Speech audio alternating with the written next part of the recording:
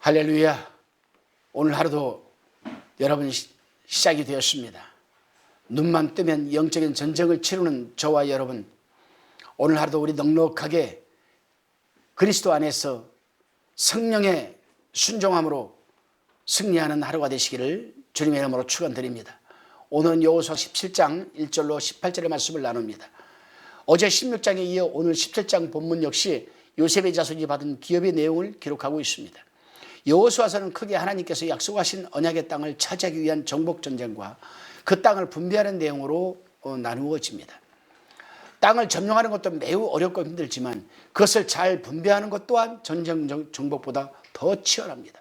왜냐하면 영토와 그 경계에 대한 구분은 민족과 국가 간에는 개인과 개인 간에도 매우 민감한 사안이기 때문입니다.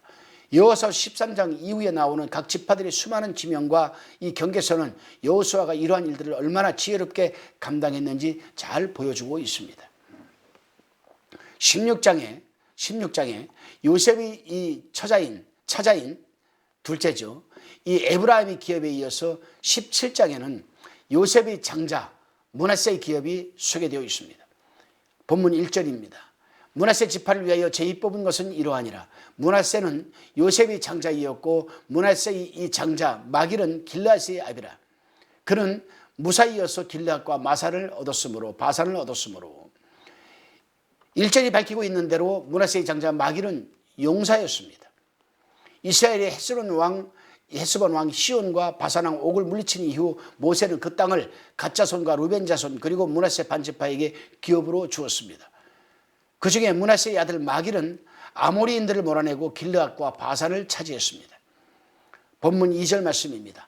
므낫세의 남은 자손을 위하여 그 가족대로 제비를 뽑았는데 그들은 곧 아비에셀의 자손과 헬렉의 자손 이스라엘의 자손과 세겜의 자손과 헤벨의 자손과 스미다의 자손이니 그들이 가족대로 요셉의 아들 므낫세의 남자손이며 다시 11절까지는 므낫세의 남은 자손들에게 주어진 기업에 관한 내용입니다. 이 중에서 유독 눈에 띄는 이름이 나옵니다. 3절 말씀에 헤벨의 아들 길르앗의 손자 마길의 증손 므낫세의 현손 슬로보앗은 아들이 없고 딸뿐이요. 그 딸들의 이름은 말라와 노아와 호글라와 밀가와 디르사라. 마길의 후손인 슬로보앗에게는 아들이 없고 딸만 5이 있었는데 그 딸들의 이름이 여기에 기록되어 있습니다. 민수기 27장에는 이들에 관한 내용이 상세히 나옵니다. 이 딸들은 모세에게 찾아가서 아버지 슬로아봇에게 아들이 없다는 사실을 알리고 그로 인해 아버지 이름이 가문에서 삭제되는 것을 염려했습니다. 기본적으로 집안과 상속권은 남자에게만 있었지만은 슬로바스의 딸들은 이러한 원칙의 문제점을 지금 제기하고 있습니다. 모세는 이 문제를 하나님께 여쭈었고 하나님께서는 슬로바스의 딸들의 문제 제기가 옳다고 하시면서 상속권의 이 판례를 추가로 제정해 주셨습니다. 여호수아는 모세 때 제정된 원칙을 그대로 인정하여서 슬로바스의 딸들에게도 영토를 분배해 주었습니다.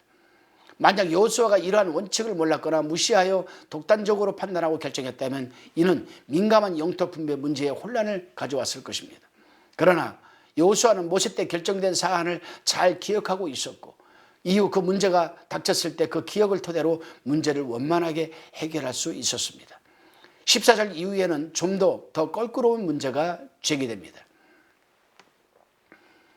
14절에 보게 되면 요셉 자손이 여호수아에게 말하여 가로되 여호와께서 지금까지 내게 복을 주심으로 내가 큰 민족이 되었거늘 당신이 나의 기업을 위하여 한 제비 한 분깃으로만 내게 주심은 어찜이니까 라고 지금 말하고 있습니다.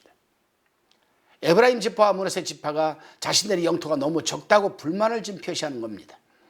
이들의 문제 제기는 슬로바시 딸들이 제시한 것과 별반 다를 바가 없는 그러한 문제입니다. 하지만 슬로바시 딸들이 이미 모세가 약속한 내용에 대해 정당한 주장을 하고 있는 것이지만 이들의 문제 제기에는 다소 불만과 욕심이 서려 있습니다. 적절한 원칙이 있다면 그 원칙을 적용하여 문제를 해결해 주면 됩니다. 하지만 요셉 자손의 불만은 딱히 적용할 수 있는 원칙이 없었습니다. 이미 영토 분할이 거의 마무리되고 지파별로 제비를 뽑고 있는 상황에서 이들은 자신들에게 땅을 더 내놓으라고 지금 하는 것입니다. 여호수아는 에브라임 지파의 자손이었습니다. 어떻게 보면 이들의 요구는 여호수아가 자신들과 같은 혈육임을 이용한 교묘한 권리 행사였다라고 할 수 있습니다. 이들의 요구는 자체 공동체의 신뢰와 원칙을 무너뜨릴 수 있는 위기가 될 수도 있었습니다. 그런데 여호수아는 15절에서 이렇게 대답을 합니다. 여호수아가 그들에게 이르되 내가 큰 민족이 되므로 에브라임 산지가 내게 너무 좁을진데 브리스 사람과 르바임 사람의 땅 3위에 올라가 스스로 개척하라. 스스로 개척하라. 그러자 요셉 자손이 다시금 말을 합니다. 16절입니다. 요셉 자손이 가로되 그 산지는 우리에게 넉넉지도 못하고 골짜기 땅에 거하는 가나안 사람에게는 벳스안과 그 향리에 거하는 자든지 이스라엘 골짜기에 거하는 자든지 다 철병거가 있나이다. 다시 말하면 우리들은 그들을 감당 못한다라는 말이죠. 그들은 너무 강하다라는 거죠. 그러자 여호수아가 다시금 대답을 합니다. 그 대답이 17절 18절입니다. 여호수아가 다시 요셉의 족속 곧 에브라임과 므낫세에게 일러 가로되 너는 큰 민족이요 큰 권능이 있은즉 한 분깃만 가질 것이 아니라 그 산지도 내 것이 되리니 비록 살림이라도 내가 개척하라 그 끝까지 내 것이 되리라. 가나안 사람이 비록 철병거를 가졌고 강할지라도 내가 능히 그를 쫓아내리라. 여기 보게 되면은 큰 너희에게는 너희는 큰 민족이요 큰 권능이 있다라고 합니다. 권능, 권세와 능력이 있다는 말이죠. 사도행전 1장 8절 말씀이 있으면 말씀에서는 이런 내용이 있습니다. 오직 성령이 임하시면 너희가 권능을 받고, 여기서 권능은 dynamis, 폭발적인 힘을 의미합니다. 세상 사람들이 감당 못할 엄청난 힘을 얘기합니다. 그 힘을 누가 주시는 것이겠습니까? 하나님이 주시는 것 아니겠습니까? 이 말씀을 좀 확대 해석을 해서 역설적으로 말을 해보면은 너희는 이제 믿음이 다 식었냐? 믿음이 없느냐? 하나님이 너희와 함께한다. 왜 그것을 못 믿느냐? 이런 내용이거든요. 이 말씀은 오늘날 우리가 깨달아야 할 말씀입니다. 오늘날 성령께서 우리 속에 들어와서 내주하십니다. 이 성령 어떤 분이십니까? 성령을 원어민으로 파라클레토스라고 합니다. 헬라어로 파라클레토스. 변호자, 변리자, 인도자, 뭐 등등. 이분이 우리에게 부어주시는 뭐 헬퍼, 돕는 자로도 있습니다. 이분이 우리를 도울 때는 세상 사람들이 감당 못할 엄청난 여러분 dynamis, 폭발적인 힘을 공급해 주시거든요. 세상 사람들이 아무리 철병거를 갖다 할지라도 감당 못합니다. 결국에 여호수아는 자신의 혈육인 그들의 요구를 묵살하지도 않았고 그렇다고 평생 형편성에 깨뜨리면서까지 그들의 손을 들어주지도 않았습니다. 그들에게 여호수아서는 살림을 개척하라고 권유했습니다. 그리고 그 땅에 있는 백성들이 강하다 할지라도 그 땅을 능히 차지할 수 있는 너희에게는 권능과 너희에게는 힘이 있다고 확신을 시켜주셨습니다. 오늘날 우리 사회에는 이해관계나 인간관계에 의해 종종 원칙이 무너집니다. 그러나 여호수아는 그렇게 원칙이 무너질 때 공동체 전체가 무너질 수 있음을 깊이 인식하고 있었습니다. 그러한 인식 속에서 여호수아는 자신에게 주어진 시대의 사명을 지혜롭게 잘 감당할 수가 있었던 것입니다. 사랑하는 도역자 그리고 성도 여러분, 우리 사회의 원칙을 존중하고 지킬 줄 아는 그리스도인들이 되시기를 바랍니다. 이해관계나 인간관계에 의해서 혹은 힘이 있거나 없다고 해서 원칙을 무너뜨린다면 우리는 하나님 나라의 공의를 제대로 실천하지 못하는 것입니다. 우리가 먼저 원칙을 지킬 때 우리 사회의 신뢰는 회복될 것입니다. 이 신뢰 회복의 중심에 저와 여러분들이 존재하시기를 바랍니다.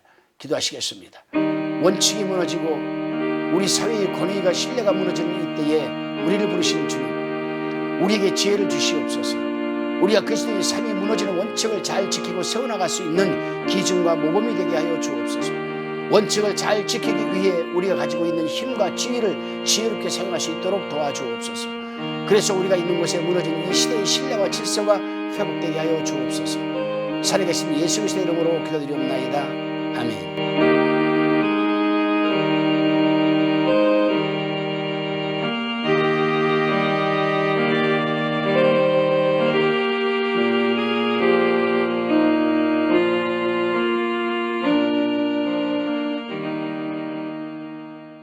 화평방송 구독, 좋아요 부탁드립니다. 감사합니다.